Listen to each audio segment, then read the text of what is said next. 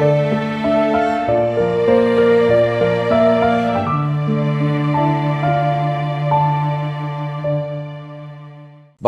və mehriban Allahın adı ilə. Dəyərli izləyicilərimiz, Həyatın Ekranı 14 TV'nin efirində Haqqın Sədası proqramının növbəti buraxılışında hər birinizi xoş gördük. Bizim bugünkü mövzumuz mübarək Şaban ayına həsr olunmuşdur. Qonağımız isə ilahiyyatçı Səfər Abdullayevdir. Səfər bəy, xoş gəlmisiniz. Çox sağ olun, təşəkkür edirəm. Verilişinizə dəvət etdiyiniz üçün bir daha təşəkkürümü bildirirəm. Dəvətimizi qəbul edib gəldiyinizə görə biz sizə minnətdarlığımızı bildiririk. Çox sağ olun, minnətdaram. Rəcəb, Şaban və Ramazan ayı həqiqətən də bir-birinin ardınca gələn bu mübarək aylar həm öz təravətləri ilə, həm fəzilət və üstünlükləri ilə həyatımızı, ümumiyyətlə bütün etiqadlı, inanclı insanların həyatını çox bərəkətləndirir. Bugün elə mövzumuza dair Şaban ayı haqqında söhbət edəcəyik. İlk növbədə istərdik Şaban ayı haqqında ümumi və qısa məlumat verərdiniz, lütfən. Bismillahirrahmanirrahim. Allahumma salli ala Muhammed və ali Muhammed və accil fərəcəhum. Şaban ayı bildiyimiz kimi hicri qəməri təqvimi içində mühüm aylardandır, fəzilətli aylardandır. Yəni, hər birinin özünün fəziləti, xüsusiyyətləri vardır. Lakin Şaban ayında özünə məxsus xüsusiyyətləri vardır.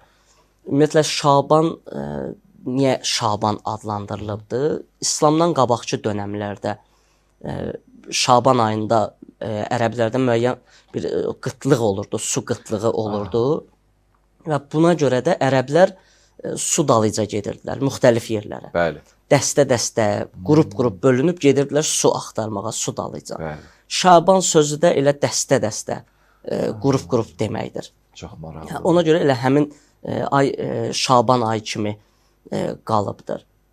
Bunu Şeyx Səduq Mən la Yəhsrul Fəqih əsərində qeyd eləyibdir. Və bir mənası da qol-budaq mənasını verir. Elə təqribən eyni həm mənadır. Ya dəstə-dəstə, ya qol-budaqlı belə. Bu da ona əsasən belə qeyd olunub ki, hədislərdə var ki, Peyğəmbərimiz buyurub ki, Şaban ayında kim oruc tutsa və bu ayın fəzil əməllərini icra eləsə, yerinə yetirsə, Allah Taala onun savabların, onun xeyir əməllərinin, həyatının xeyrini çoxaldar. Qol-budaq açar sanki, şaxələnər sanki. Bu səbəbdən bu ay elə Şaban olaraq adlandırılıbdır. Çox təşəkkür edirik sizə. Həqiqətən çox maraqlı məlumatlar verdiniz. İnanırıq ki, tamaşaçılarımız üçün də çox faydalı olar. İstərdik keçid eləyək ümumiyyətlə bu ayın üstünlüyü cəhətinə. Ümumiyyətlə Şaban ayının öz-özlüyündə bu ay hansı üstünlüklərə, hansı fəzilətlərə sahibdir? Bu haqda zəhmət olmasa. Doğrudur. Bayaq qeyd elədiyimiz kimi hər bir hicri qəməri ayının özünə məxsus fəzilət və üstünlükləri vardır. Bəli.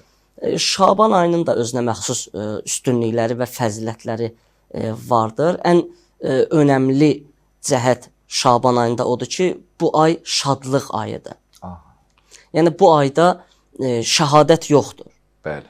Və məxsusən Kərbəla şəhidlərinin, Kərbəla qəhrəmanlarından əsaslarının, belə desək, 4-ünün hətta Mövlud günü həmin bu aydadır. İmam Hüseyn əleyhissalam, Əbülfəz ağa, İmam Səccad əleyhissalam və Əli Əkbər ağanın mübarək mövludları bu aydadır.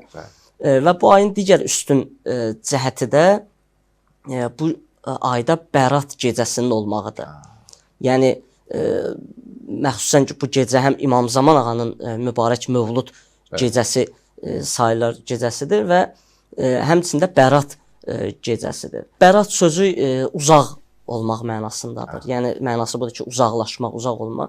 Ki, kim bu gecə əhya saxlasa, bu gecənin əməllərini yerinə yetirsə, Allah Taala onu cəhənnəmdən uzaqlaşdırır. Qeyd elədiyimiz kimi, bu ayda həmçinin İmam Zamanın mübarək mövludu vardır. Bəşəriyyətin nicat verəni, bəşəriyyətin xilaskarının, bəlkə də İslam təqviminin ən mühüm, bəlkə də tarixlərindən, bəlkə də tarixi elə bu İmam Zaman ağanın mübarək mövlududur. Bərat gecəsinin də özünə məxsus əməlləri vardır. Qısa olaraq bir dənə bu əməllərə toxunum. Əlbəttə, Bu buyurun. gecənin əsas mühüm əməllərindən biri təbii olaraq, yəni İmam Zamanın mövludu olduğuna görə İmam Zaman üçün, İmam Zaman ağanın zuhuru üçün çoxlu dualar eləmək, çoxlu salavat zikr eləmək. Bu gecənin özünün quslu var, namazları var. Hər kim istəsə Məfatül Cinan kitabına da müraciət eləyə bilər.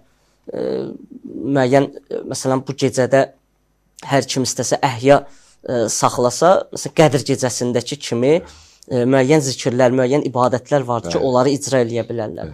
Qəza namazlarını qıla bilərlər, istiğfar zikridir və hədislərdə əsasən gəlib ki, bu gecədə Mülk surəsi oxunsun və bu gecənin də özünə məxsus namazı vardır. Yəni Şaban ayının özünə məxsus bir namazı vardır, hacət namazı. Qısa olaraq bunun qaydasını deyim. Əlbəttə. Bu namaz 2 rəkətdir. Hər rəkətdə həmddən sonra 100 dəfə İxlas surəsi oxunur və dalıca da hacət istənilir və o hacət istəniləndən sonra da 100 dənə salavat zikr olunur. Bu məxsus Şaban ayının və məxsusən Nimi Şaban gecəsinin namazı hesab olunur. Bəli. Təşəkkür edirik bu cavablamanıza görə. Ümumiyyətlə biz bu ardıcıllıq gəldiyinə görə aylarda və ardıcıl olaraq bərəkətli aylar olmaq cəhdindən həm Rəcəb, Şaban, Ramazan ayını biz mübarək Şaban ayını Ramazan ayı üçün bir müqəddimə, giriş və hazırlıq kimi bir mənəvi mənada qəbul edə bilərikmi? Bəli, əlbəttə.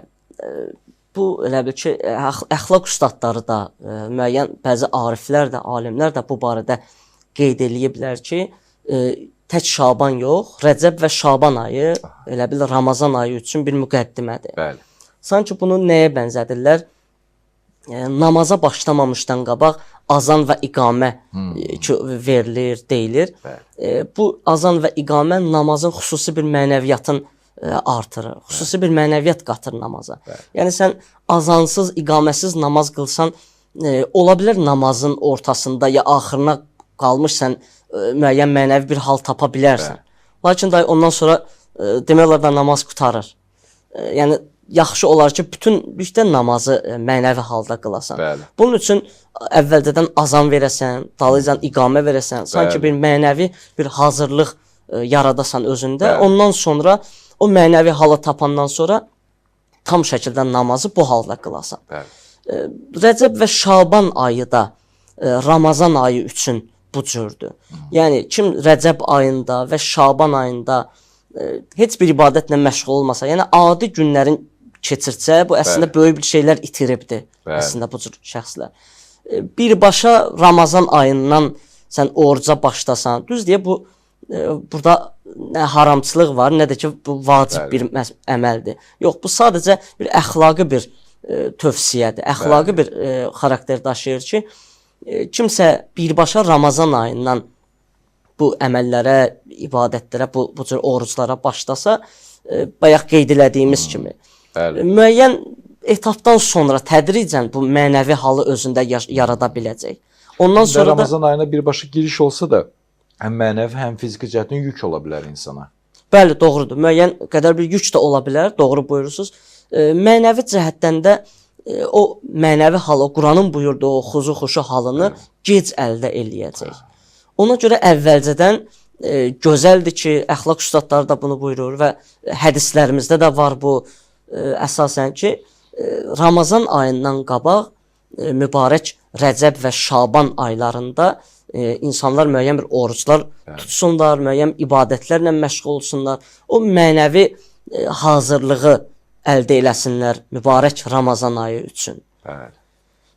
Bu ayda da xüsusən müəyyən dualar vardır ki, adam gərək bunları oxusun. Yəni hər bir mömin gərək bu dualarla, bu münacatlarla tanış olsun.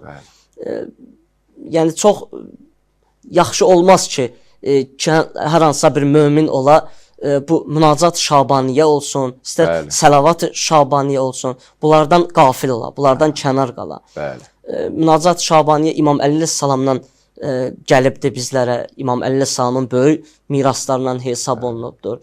Və həmçinin də salavat-ı Şabaniyə İmam Səccad əleyhissalamın qeyd elədiyi dualardandır.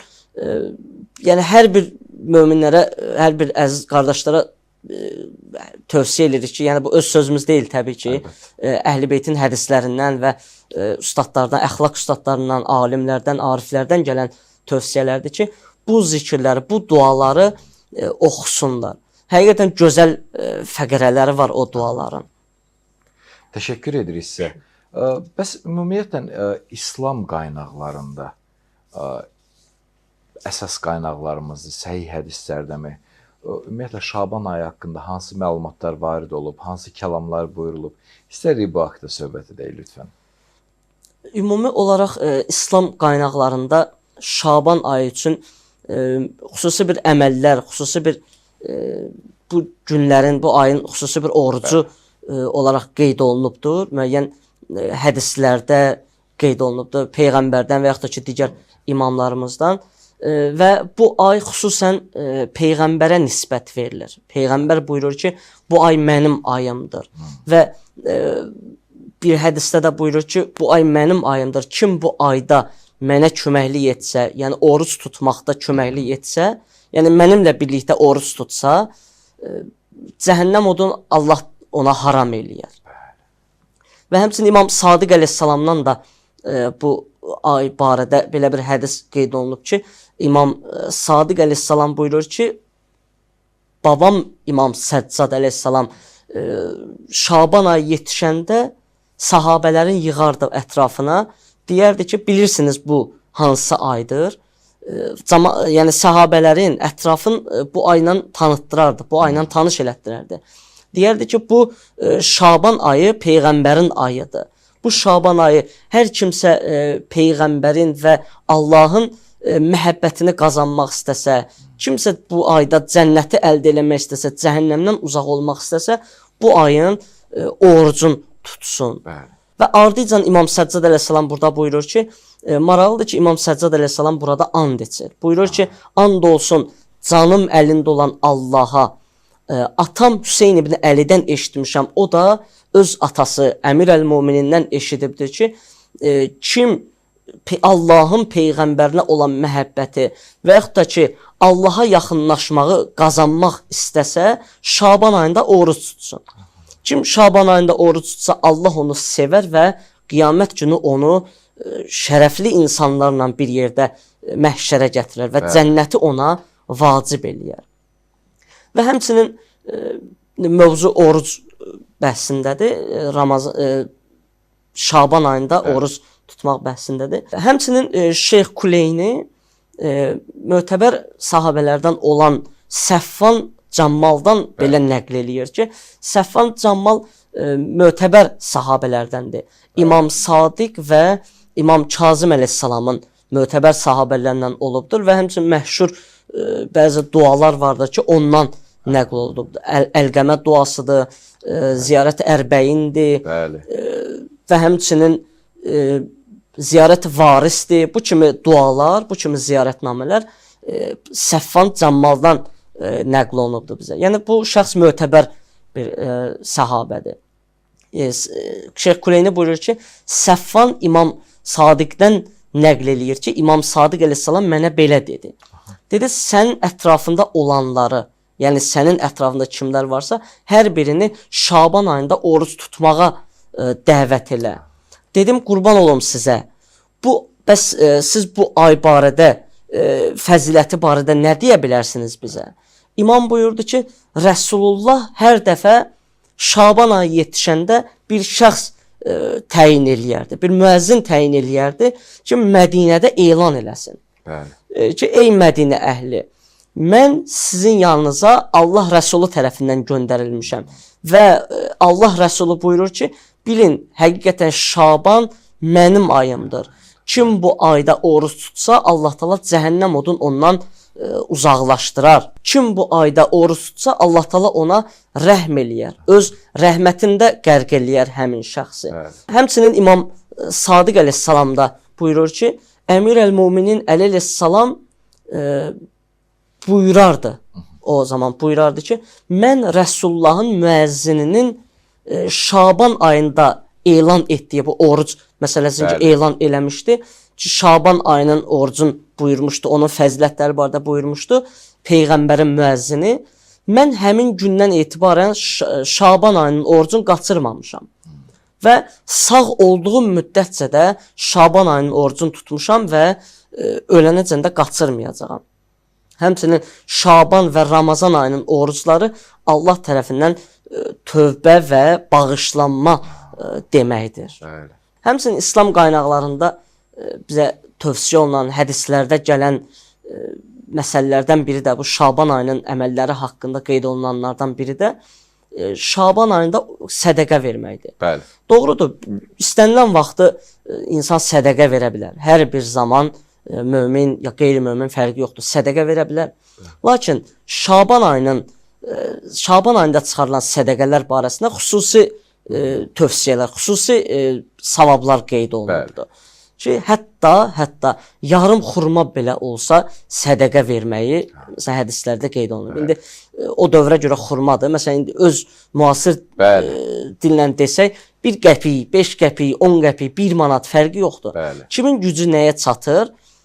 O ən qısa məbləğ, ən xırda məbləğdən kimin gücü nəyə çatırsa sədəqə verə bilər. İmam Sadiq əleyhissalam səhabələrinə qeyd eləyir, buyurur ki, nə üçün Şaban ayından qafilsiniz? Öz ətrafına, dostlarına buyurur. Allah Taala bu ayda həm oruç tutmağı, həm də sədəqə verməyi buyurubdu. Savabın daha çox qeyd eləyibdi, buyurubdu.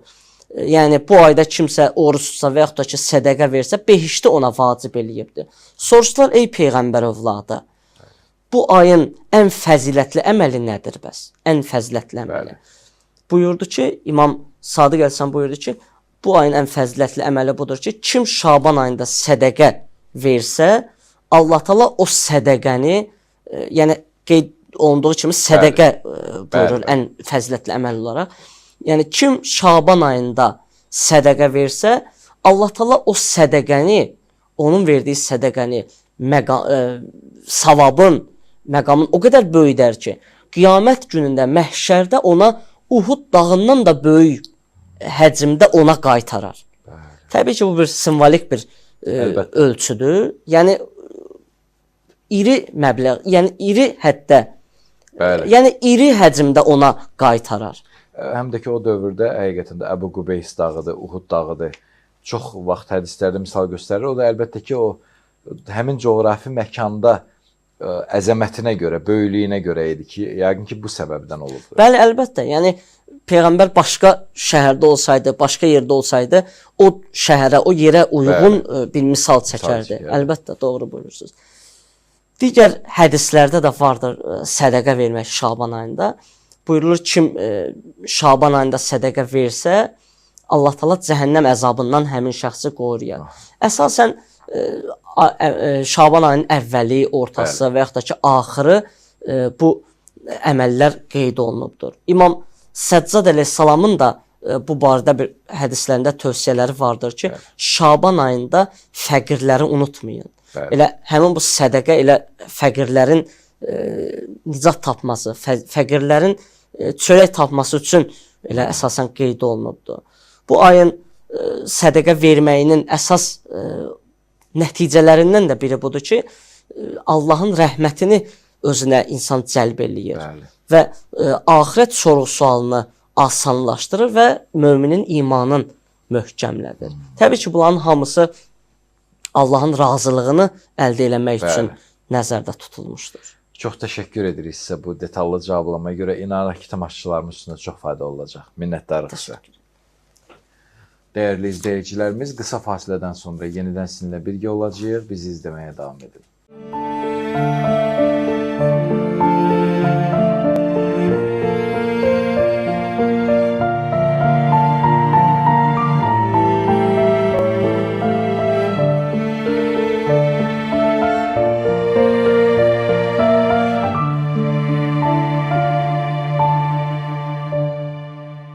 Dəyərli izləyicilərimiz, siz Haqqın Sədası proqramını izləyirsiniz. Bizim bugünkü mövzumuz mübarək Şaban ayının fəzilətlərinə və üstünlüklərinə əsr olunmuşdur. Qonağımız isə ilahiyyatçı Səfər Abdullayevdir. Səfər bəy, istərdik mövzunun davamında daha çox Şaban ayının mənəvi məqamlarına yer verək, bu haqda söhbət edək.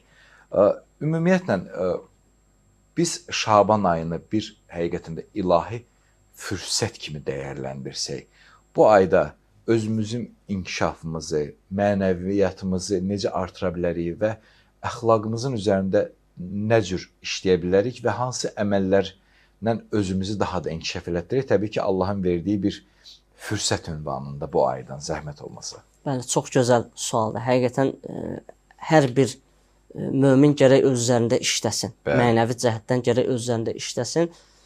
Bu aylar da Allah tərəfindən bizə verilən böyük fürsətlərdir. Bəli. Yəni əslində bu həyat özü bir müəyyən bir imtahandır, bir həyat bir gedişatdır ki, biz Bəli. əsas hədəfə doğru addımlayaq və ora doğru orada başuca gedək Allah qatına, Bəli. Allah yanına. Başuca gedək. Nəticəmiz gözəl Bəli, olsun. əlbəttə.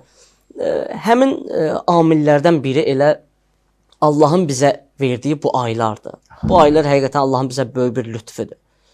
Rəcəb ayıdır, Şaban ayıdır, Ramazan ayıdır və müəyyən əlamətlər, günlər olsun, başqa digər məsələn Məhərrəm ayının özünü götürək, İmam Hüseyni ağlamaq üçün. Bu aylarda məsələn indi Şaban ayıdır. Bayaq qeyd elədiyimiz kimi daha geniş şəkildə bunu vurğulayaq. Bəli. Müəyyən dualarla insan gərək ünsiyyət tapsın. Bəli. Elə qeyd elədiyimiz kimi Münacat-ı Şabaniyyə. Orada çox gözəl bir fəqərə də var. Orada İmam Əli əleyhissalam buyurur, çox həqiqətən çox mənəvi bir sözlərdir, Əhl-i Beytin sözləri. İmam Əli əleyhissalam məsələn o Münacat-ı Şabaniyyədə buyurur ki, çox gözəl fəqərədir. Həqiqətən orada buyurur ki, İlahi, əgər məni zəlil və xar etmək istəsəydin, Bəli. məni hidayət etməzdin. Və yaxud da əgər məni rüsvay etmək istəsəydin, məni əfv etməzdin. Çox gözəl cümlələrdir, çox gözəl fəqərələrdir. Bu günlərdə, məxsusən Nimi Şaban gecəsində, İmam Zaman Mövlud gecəsi, Bərat gecəsində Bəli. bu münacatlarla insan ünsiyyət tapsa, möminlər bu münacatlarla ünsiyyət tapsa, bunları oxusa, həqiqətən də və düşünərək oxusa. Təbii ki, hədislər, ayələrdir və yaxud da ki, dualardır, ərəbcə oxuyurlar. Doğrudur, o gözəldir, o savab üçündür. Bəli. Bəli. Ərəbcə duanı oxudun, getdi. Qurtardı. O savab üçündür. Ondan əgər bir şey başa düşməyəcəksənsə də, elə onun savabı var, doğrudur. Lakin onun bir tərcüməsinə bir çön bax. Bəli. O duaların, bəli, təfəkkür elə, düşün o dualar barəsində. Bəs Allah ki, Quranda buyurur, Peyğəmbər bizim üçün ən gözəl əxlaq nümunəsidir. Yəni insanlar üçün də Allah buyurur, sizin üçün. Yəni biz deyirik, bizim üçün əxlaq nümunəsidir. Yəni Peyğəmbər, yəni Əhl-i Beyti, yəni Əmir əl-Müminin əleyhissalam həmçinin bizim üçün nümunədir. Biz onlara baxıb o duaları, o münacatı necə eləmək olduğunu biz onlardan öyrənirik. İndi görürük ki, İmam Əli əleyhissalam necə orada qeyd eləyir. Və yaxud da digər fəqərələrdə var, doğrudur. Gərək hər kəs onu özü oxusun. İstər təklikdə, bir kənara çəkilə, bir gözəl mənəvi halla, mənəvi şəkildə o duaları oxusun. O duaların üzərində bir göz yaşı tökə, mənəvi şəkildə təsirlənsin. Bəli, əlbəttə təsirlənsin. Bu kimi amillər insanın ruhunu təmizləyir, paklayır. Və nəticədə sən Ramazan ayına günahların bağışlanmış halda daxil olursan. Bəli. Və günahların bağışlanmış halda daxil olandan sonra da Allah Teala sənə daha yüksək bir məqam, daha yüksək bir mərtəbə, qapılar açır sənin üçün. Biri var, gəlib elə bu ayda günahlarını bağışlatmaq üçün çabalayasan. Bir də var, günahlarını bağışlatdırıb gəlmisən bu aya, artıq daha yüksək mərtəbədə qərar tutasan Ramazan ayında. Və Allah Teala sənə daha yüksək mükafatlar əta eləsin. Bəli. Bəs bu ayda hansı xeyir əməllər yerinə yetirmək daha yaxşı olar və insanın özünün mənəvi ab-havasını düzəldər, məxsusi olaraq, yəni ki, daha çox savab əldə etmək üçün? Bu ayda bayaq hədislərdə qeyd eləmişdik, sədəqə vermək olsun, oruc tutmaq olsun öz yerində. Bu ayda yaxşı olar ki, məsələn, imkansız ailələrə əl tutulsun. Bu sədəqə misalındadır bu. Yəni fəqir ailələrə, imkansız ailələrə. Ümumi olaraq hədislərdə var ki, möminin qəmin aradan aparmaq lazımdır. Bu ayda elə həmin o savab işləri bu ayda da görülsə, elə Allah dərgahında da böyük bir fəzilət əldə eləmiş olar. Quran-ı Kərimin nazil olduğu mübarək Ramazan ayı öncəsi Şaban ayında biz ümumiyyətlə Quranla ünsiyyətimizi daha da artırmalıyıqmı və ümumiyyətlə Quranla nə cür ünsiyyət qurmalıyıq ki, bizim həm əməlimizə yansıtsın, həm rəftarımıza, düşüncəmizə təsir göstərsin. Yəni bu arada hansı tövsiyələr mövcuddur? Çox gözəl sualdır bu da həqiqətən. Hədislərdə var ki, bu hədis əsasən xanım Fatimə Zəhra salamullah əleyhaya nisbət verilir. Buyurulur ki, əgər istəyirsənsə ki, Allah səninlə danışsın, Quran oxu. Bəli. Əgər istəyirsən sən Allahla danışasan, namaz qıl. Bəli. İndi görək Allah bizə nə deyir? Allah Taala bizə nə ünvanlayır? Nə tövsiyələr deyir, nə nəsihətlər verir. Bu baxışla biz Quran-ı Kərimə nəzər yetirsək, Allah Taala bizə oradan bir ibrətli nöqtə verəcək mütləq. Biz istənilən vaxt istədiyimiz qədər Quran oxuya bilərik. Lakin o baxışla baxsaq ki, görüm Allah mənə nə deyir? Bəli. Burada Allah Taala'dan özümə bir nişanə istəyirəm. Bəli. Allah Taala'dan özümə bir ibrət istəyirəm, bir nəsihət istəyirəm. O zaman Allah Taala sənə o nəsihəti bir qəlbivə bir qığılcım kimi salacaq ki, sən o nəsihəti, o ibrəti həmin oxuduğun ayədən əldə eləyə bilərsən, bir çıxarış eləyə bilərsən. Ola bilər sən həmin ayənin üstündən bir 100 dəfə keçmisən. Bəli. Amma o baxışla baxsan, Allah Taala sənə o ibrətamiz nöqtəni verəcəkdir. Quranda da bu təbirdə çoxlu ayələr var, düşünmək barədə. Bəli. Yəni o ayələr ətrafında düşünəsən, o ayələr ətrafında təfəkkür eləyəsən. Məsəl üçün bir ayə misal gətirsək, Allah Taala çoxlu and içir, müəyyən şeylərə and içir. Və-şəmsu və duhahə, and olsun günəşə, and olsun aya, vəl-qamari zətələhə, and olsun aya ki, ondan sonra gəlir parlaqlıq yaradır. Və yaxud da ki, atların ayaq altının qığılcımına and içir. Vəl-adiyatı dabhə. Bəli. Bu kimi şeylərə and içir. Nə üçün and içir? Niyə and içir? Əgər sən ona ibrətli baxışla baxsan, yəni ibrət almaq meyarı ilə baxsan, %100 ki, Allah Taala o ibrəti sənin beynivə salacaq, sənin qəlbivə hopduracaq ki, sən o ibrəti ala biləsən. Bəli. Amma adi vaxtda məsələn onu 100 dəfə də oxusan, atın ayağının qığılcımına Allah and içir. Nə üçün? Niyə? Onu anlayamayacaq. Bəli. Onu sən dərk eləyə bilməyəcəksən həmin ərəfələrdə. Təşəkkür edirik sizə.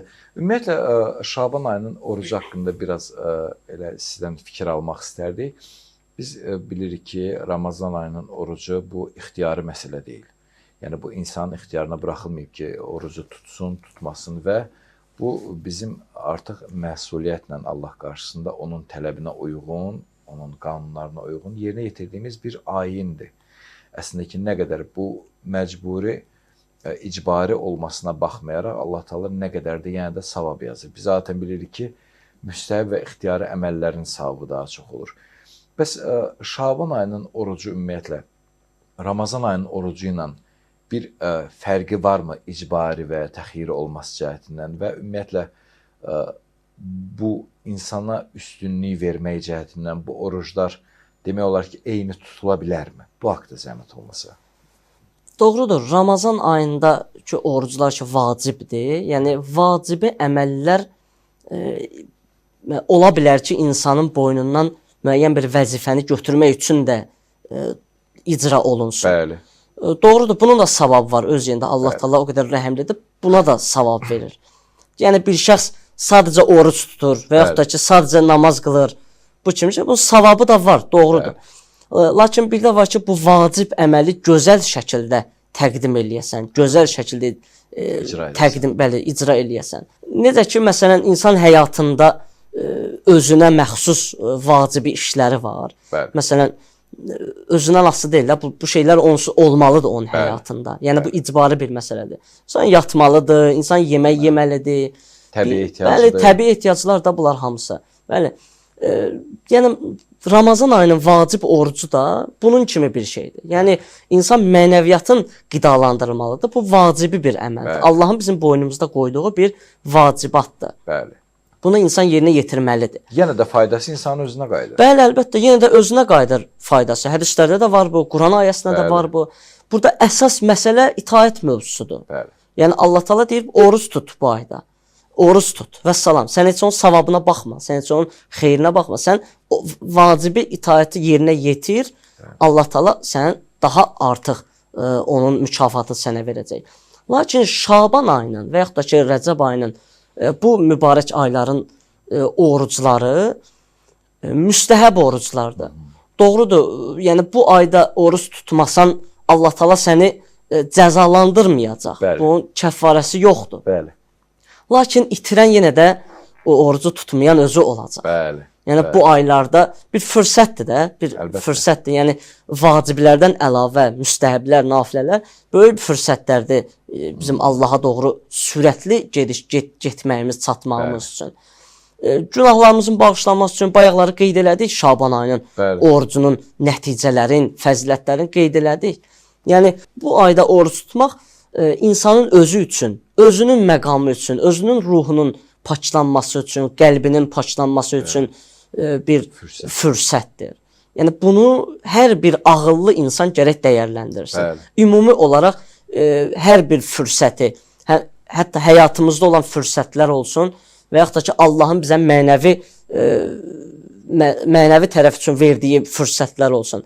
İstənilən ağıllı insan, dərrakəli, təfəkkürlü insan hər bir fürsəti dəyərləndirməlidir.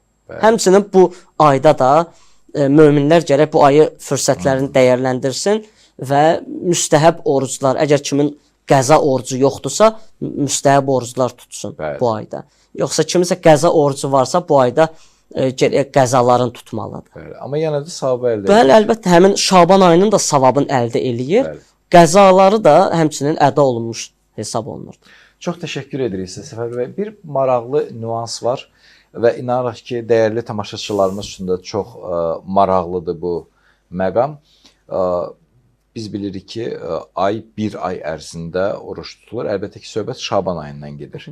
Amma bəzən olur ki, Şaban ayının daxil olmasına bağlı bəzi şəxslərin məlumatı olmaya bilər və yaxud da ki, hər hansı bir üzürlü səbəbdən və yaxud da işlə bağlı, məşğuliyyətlə bağlı müəyyən günləri oruç tuta bilməyib və məsələn desək, ayın yarısına qədər oruç tuta bilməyib. Əgər qalan yarısını və yaxud da ki, qalan günlərdə müəyyən günləri və yaxud da ki, ardıcıl olaraq oruç tutsa, yenə də bu onun üçün bir yüksəliş, irəliləyiş sayılırmı və yenə də savab qazanırmı? Bu haqda zəhmət olmasa. Ümumi olaraq əsl məsələ budur ki, bu ayda oruç tutmaq müstəhəbdir. Bəli. Yəni heç bir vacibliyi yoxdur. Bəli, bəli. Savabı var, yəni müstəhəb bir əməldir. Hədislərdə də var ki, hətta bir gün belə olsa oruç tutun bu ayda. Yəni kiminsə xəbəri olmayıbsa, məlumatsız olub və yaxud da ki, işi ilə bağlı və yaxud da ki, müəyyən üzürlü səbəblərə görə oruç tutmayıbsa, yəni burada bir eyb, nöqsan yoxdur. Burada bir müşkül yoxdur. Sadəcə fürsət məqamı. Fürsətləri sadəcə qaçırıbdır, əldən veribdir. Doğrudur. Amma yenə də hətta bir gün belə oruç tutsa, həmin savabı qazanır. Bəli. Amma yenə də qeyd elədiyimiz kimi kimin imkanı çatırsa, kiminsə fiziki bacarığı buna imkan verirsə, bütün ayları gərək müstəhəb oruclarını tutsun və yaxud da ki, qəza oruclarını tutsun. Yəni tutsa o savabları əldə eləyəcək təbii ki. Təşəkkür edirik sizə. Bəs ümumiyyətlə Şaban ayında oruç tuta bilməyən, ya fürsət tapmayan, ya şərait yarada bilməyən şəxslər hər hansı bir əməllər varmı ki, onları yerinə yetirsə, bir növ əlbəttə ki, bir kəfarə ünvanında deyil, təlafi ünvanında deyil, amma yenə də bu aydan bir nəsib əldə eləsin, nəsiblənsin. Yəni mümkündürmü belə bir şey etmək?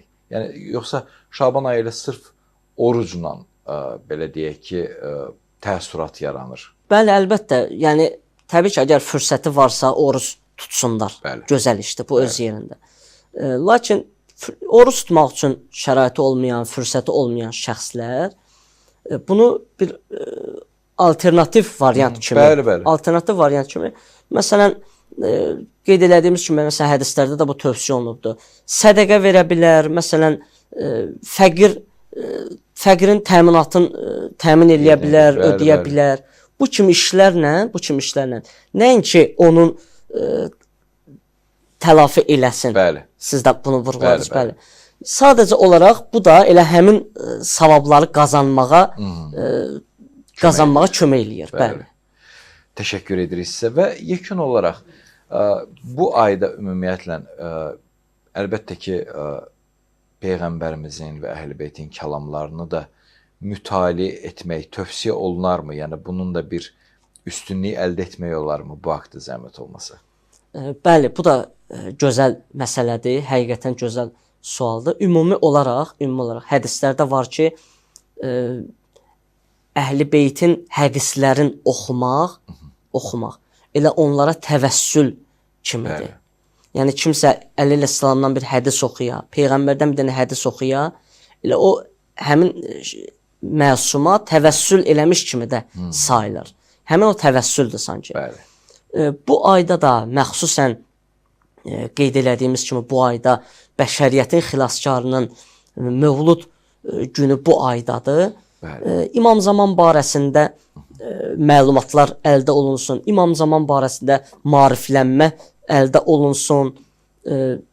İmam Zaman ağa haqqında hədislər və yaxud da ki, İmam Zamanın özünün nəql etdiyi hədisləri gərək oxuyub, o barədə müzakirələr olunsun, o barədə müəyyən bir təfəkkürlər olunsun, əldə olunsun və həmçinin dua məsələsində də məsələn İmam Zaman ağadan nəql olunan dualar, İmam Zaman ağanın özünə aid olan dualar, nüdbə duası kimi, Ziyarət Ali Yasin kimi, bu kimi duaları oxuyub İmam Zamanla münacat eləmək gözəl olar. Bəlkə də bu ayda ən üstün əməl elə budur ki, zamanın imamı ilə ünsiyyət qurasan. Hətta Quran oxumaqdan da, hətta oruç tutmağından da, sədəqə verməyindən də ən üstünü bu olar ki, zamanın imamı ilə bu ayda ünsiyyət qurasan. Nəinki bu ayda, bu Ramazan ayı üçündə keçərlidir təbii ki.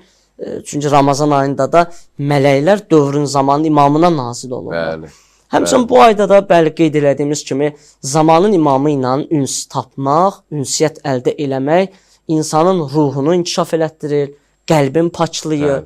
Bu həm insanın zahirində də, həm batinində də təsir göstərir. Təşəkkür edirik sizə verdiyiniz məlumatlara görə. Həm Şaban ayı haqqında ümumi məlumat verdiniz, Şaban ayının üstünlüklərini, fəzilətlərini sadaladınız. Eləcə də bir çox mənəvi məqamalara toxundunuz ki, inanırıq ki, tamaşaçılarımız üçün də çox fayda olacaq. Onlar da mübarək ayda öz nəsiblərindən Allahdan alacaqlar.